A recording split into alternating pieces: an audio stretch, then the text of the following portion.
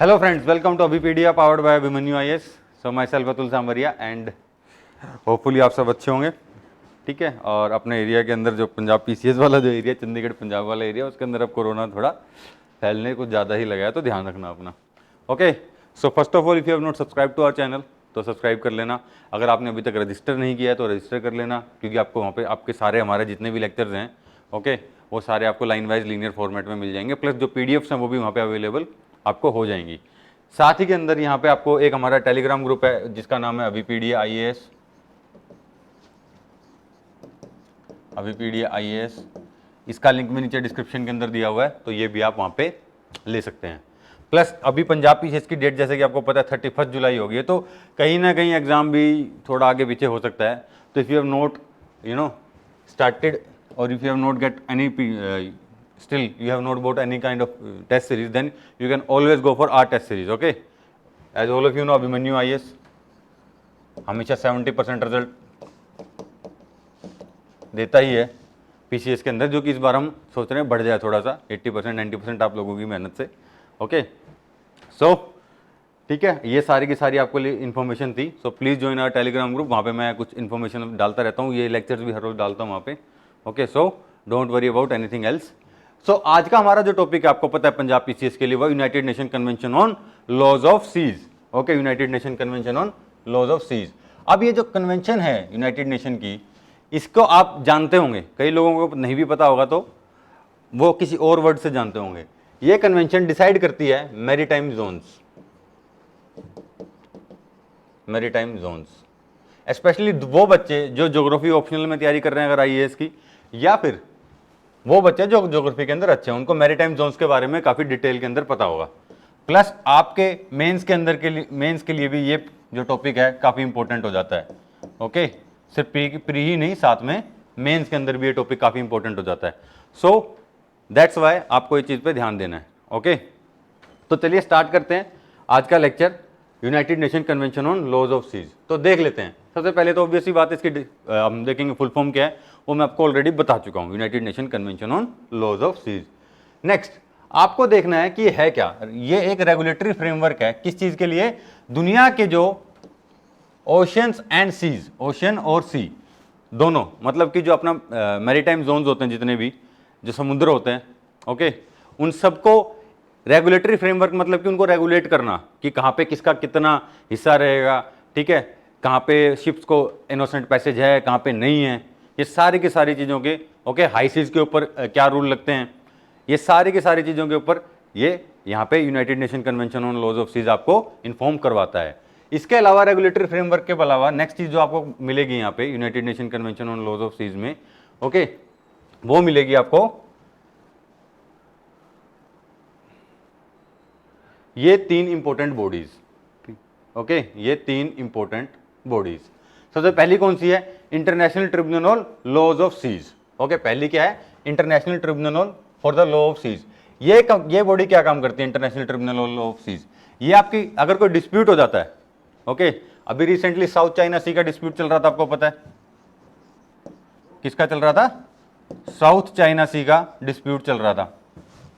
किसका? South China सी का dispute चल रहा था। तो अगर साउथ चाइना सी का डिस्प्यूट चल रहा है यहाँ पे United Nation convention on laws of seize के ऊपर, if there is South China Sea, तो उसके ऊपर अभी रिसेंटली एक जजमेंट आया जो कि गया है किसके खिलाफ? चाइना के खिलाफ। But what Chinese did, because it is a tribunal, आप यहां देखिए ध्यान, क्योंकि ये ट्रिब्यूनल है तो यहां पे कोई परमानेंट जजेस नहीं होते।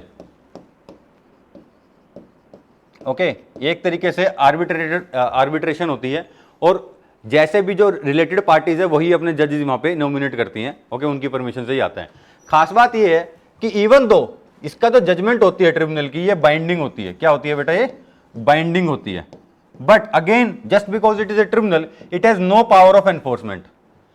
मतलब कि बाइंडिंग है जजमेंट, बट एनफोर्स करवाने की पावर नहीं है। इनके पास खुद की कोई ऐसी ना मिलिट्री है, ना इनके पास कोई पुलिस है ऐसी, ठीक है, जो इसको एनफोर्स करवा सके। That's why in South China Sea, जो कि फेवर में गया था फैसला किसके? फिलीपींस के, ओके, पार्सल आइलैंड्स के लिए, बट स्टिल चाइना ने वहां से अपने जो आर्टिफिशियल वहां पे जो एम्बैंकमेंट या फिर आर्टिफिशियल आइलैंड्स बनाए थे वो उन्होंने नहीं हटाए, because it doesn't have power to enforce. China simply said okay, we never agreed to it. So ये जो आपका आपने यहाँ पे जजमेंट दिया हमारे ऊपर बाइंडिंग नहीं है, और अगर बाइंडिंग है भी तो आप क्या कर लोगे हमारा। ओके, इन्होंने ये किस तरीके से बात की। नेक्स्ट आपकी इंटरनेशनल सी बेड अथॉरिटी। ओके, इंटरनेशनल सी बेड अथॉरिटी का नाम ये क्या करती है, ये इस सी बेड से ही आपको पता चल जाएगा कि आखिर ये सी बेड ओके क्या है। सी बेड होता है जैसे कि फॉर एग्जांपल समुद्र के अंदर इस तरीके से होता है। फॉर एग्जांपल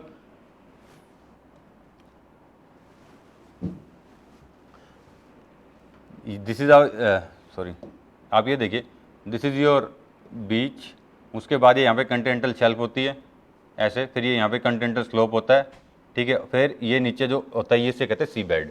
ये जो सी बेड होता है, जो लोवेस्ट बॉटम ऑफ द सी, क्या ये बॉटम ऑफ द सी है, जो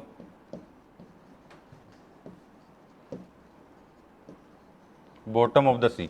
अब बॉटम ऑफ द सी क्या कर रहा है, बॉटम ऑफ द सी के ऊपर बहुत सारे मिनरल्स होते हैं, ठीक है। मिनरल्स मतलब कि इसको जैसे कि फॉर एग्जांपल पॉलीमेटेलिक नोड्यूल्स।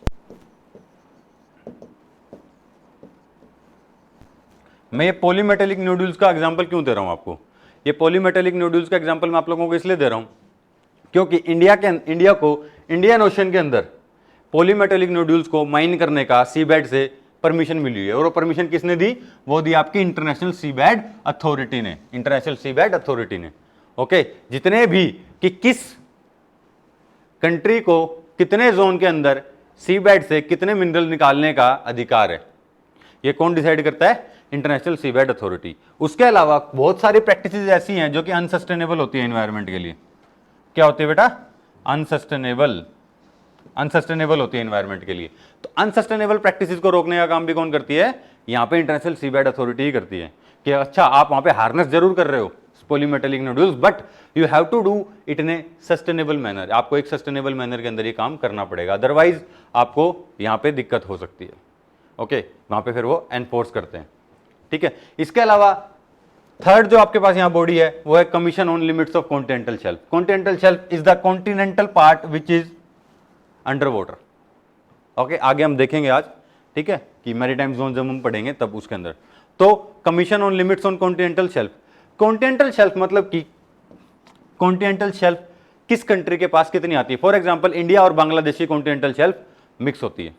अभी रिसेंटली वहाँ पे एक इंडिया और बांग्लादेश के ऊपर एक डिस्प्यूट चल रहा था जिसका फैसला बांग्लादेश के फेवर में आया और इंडिया ने उसको मान लिया, कोई बात नहीं। ओके, अब जो कॉन्टिनेंटल शेल्फ है आपके यहाँ पे, ये बहुत इंपॉर्टेंट इसलिए हो जाती है बिकॉज ऑफ इट्स रिसोर्सेज। अब वो फिशिंग रिसोर्सेज भी हो सकते हैं, माइनिंग जो ऑयल होता है वो भी बहुत ज्यादा मिलता है कॉन्टिनेंटल शेल्फ के ऊपर। इसीलिए जो पास वाली कंट्रीज होती है, फिर कोस्टल एरिया जो दो पास हैं, for example two coastal countries India and Bangladesh, okay, which share their continental shelfs, okay, उनको रहता है कि भैया इतनी हमारी है, इतनी उसके आगे आपकी है कॉन्टिनेंटल शेल्फ, क्योंकि यहाँ पे एक्सक्लूसिव राइट्स होते हैं। क्या होते हैं, एक्सक्लूसिव राइट्स होते हैं to mine especially oil as well as the fishing resources. That's why जो commission on limits of continental shelf है, ये डिसाइड करता है कि किस देश के पास कितनी कॉन्टिनेंटल शेल्फ जाने वाली है। Another prime example of the commission on limits of continental shelf, जहां पे इनको आजकल इंपॉर्टेंट काम चल रहा है, that is Arctic Sea. Okay, क्या चल रहा है, Arctic Sea, Arctic Sea, Arctic Seas, okay, Arctic Ocean. क्यों, यहां पे क्या चल रहा है आर्कटिक ओशन के अंदर, ये countries United kingdom, Russia, okay, Norway, USA, Denmark,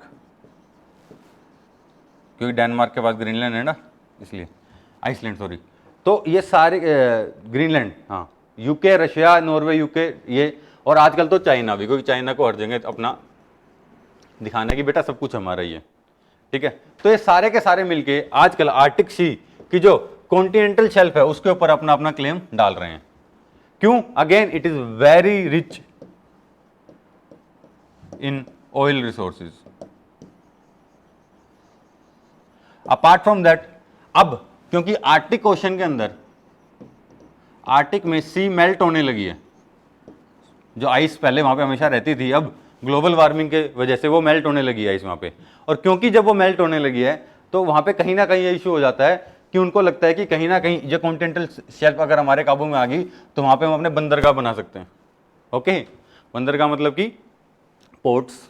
okay, बड़े बड़े पोर्ट्स बना सकते हैं और हम इसको एज ए पैसेज यूज कर सकते हैं। अब रशिया को पूरा घूम के आना पड़ता है अगर इंडिया में या फिर आर्टिक ओशन में जाना हो, अटलांटिक ओशन के अंदर जाना हो, but then they can directly go there ऊपर से।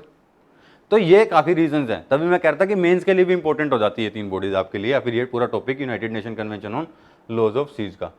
Apart from that let's see what are the working points, कि आखिर काम क्या करती है। सबसे पहली बात है कि यूनाइटेड नेशन कभी भी इनके डायरेक्ट ऑपरेशनल रोल के अंदर पार्टिसिपेट नहीं करता। ये एक इंडिपेंडेंट बॉडी है कन्वेंशन, और इसके इंप्लीमेंटेशन के अंदर या फिर इसकी वर्किंग के अंदर डायरेक्टली ऑपरेशनल यूनाइटेड नेशन अपना हाथ नहीं डालता है, even though it is A convention of United nation. Next, उसके अलावा इनका काम क्या है? सेटिंग लिमिट्स, किस चीज की? नेविगेशन की। Archipelagic status, what is this archipelagic status, you should know. For example India है, फॉर एग्जांपल इंडिया है। अब इंडिया कुछ इस तरीके से, ओके, इंडिया के इधर भी ओशन है, इधर और इधर ओशन है, इधर बे ऑफ बंगाल और इधर ये है। तो यहाँ पे तो क्या है कि लिमिट सेट कर देंगे कि इतना आपका कॉन्टिग्यूअस जोन है, इतना आपका एक्सक्लूसिव इकोनॉमिक जोन है, ये सब है।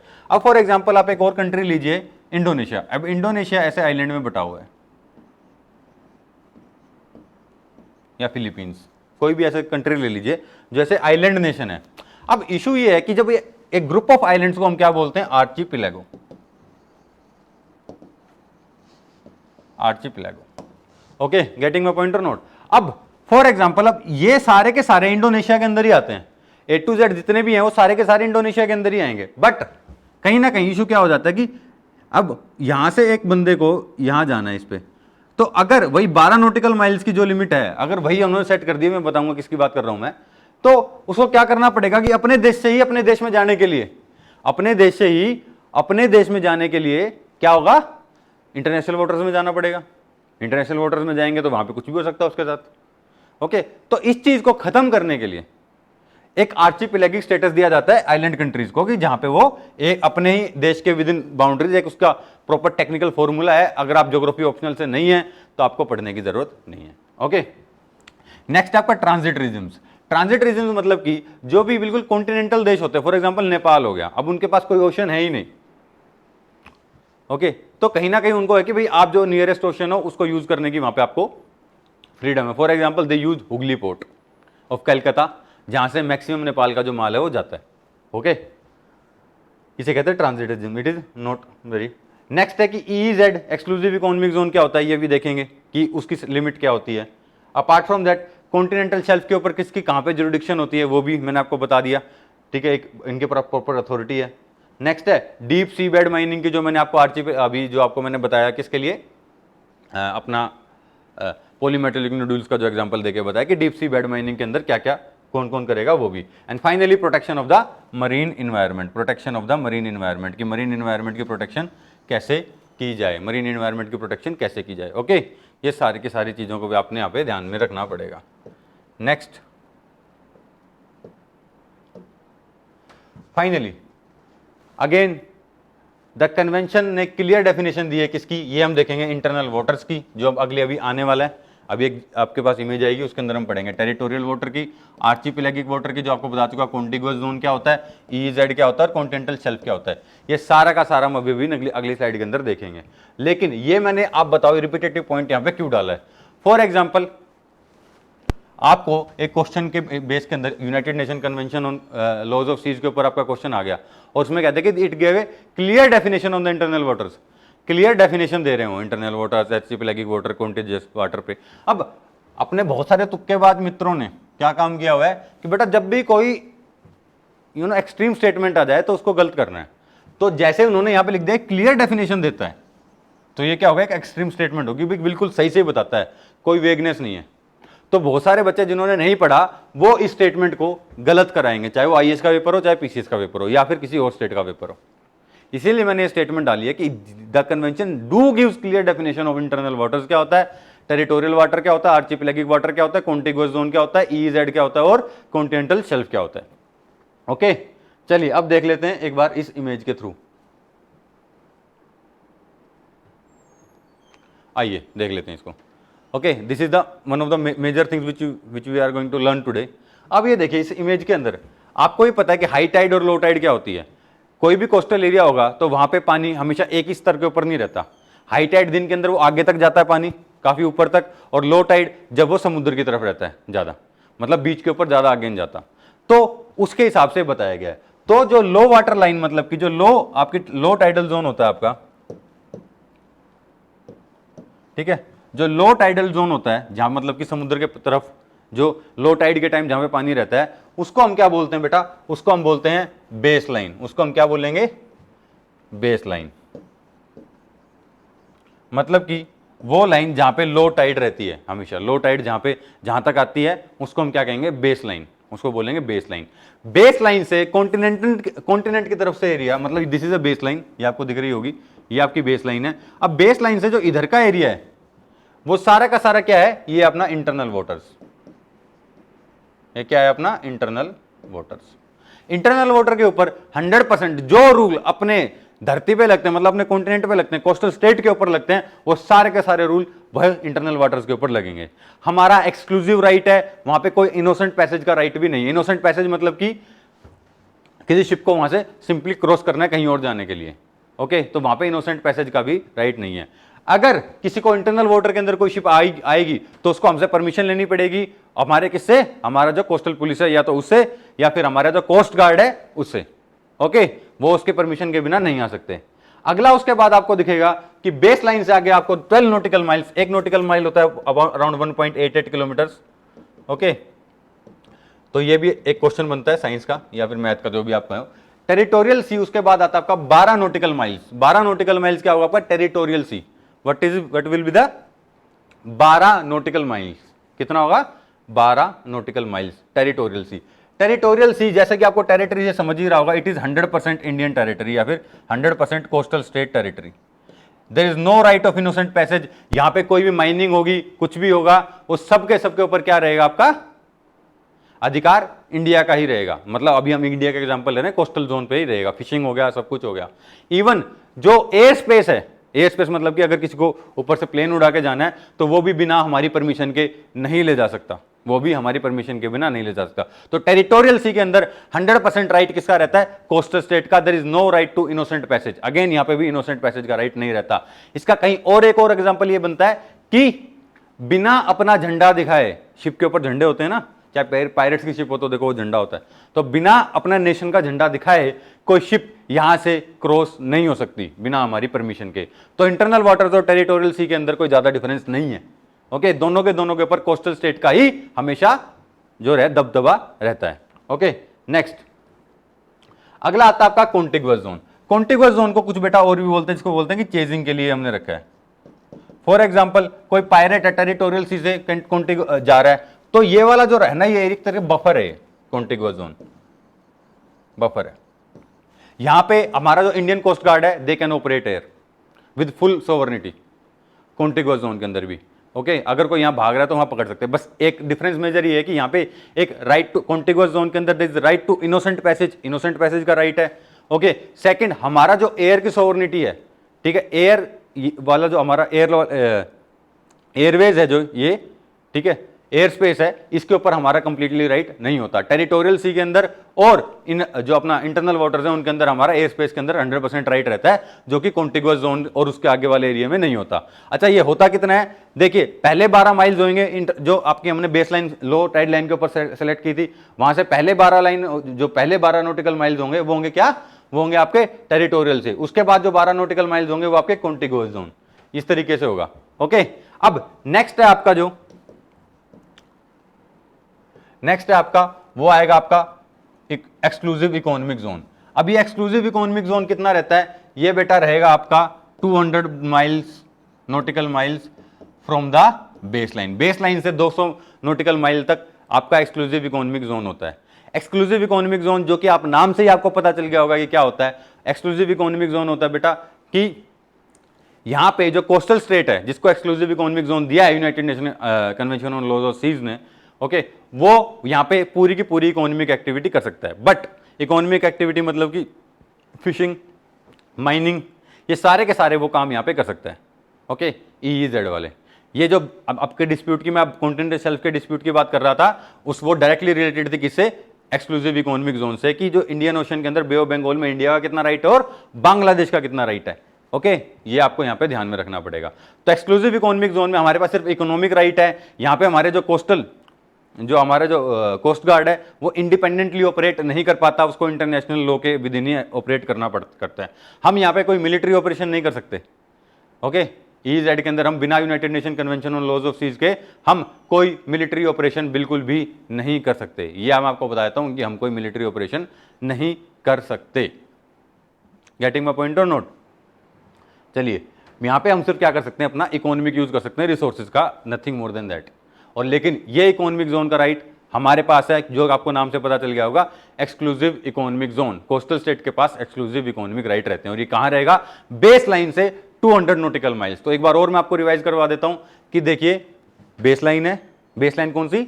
लो टाइड लाइन। वहां से 12 नॉटिकल माइल्स आगे तक होगा आपका टेरिटोरियल सी, उसके 12 किलोमीटर आगे तक रहेगा आपका कॉन्टिगुअस जोन, और उसके आगे फिर 176, अगर हम बात करें जहां से कॉन्टिगुअस जोन खत्म होता है और जहां से आपका टेरिटोरियल सी स्टार्ट होता है, या फिर जो बेस लाइन है वहां से 200 नॉटिकल माइल्स तक आपका रहता है आपका एक्सक्लूसिव इकोनॉमिक जोन।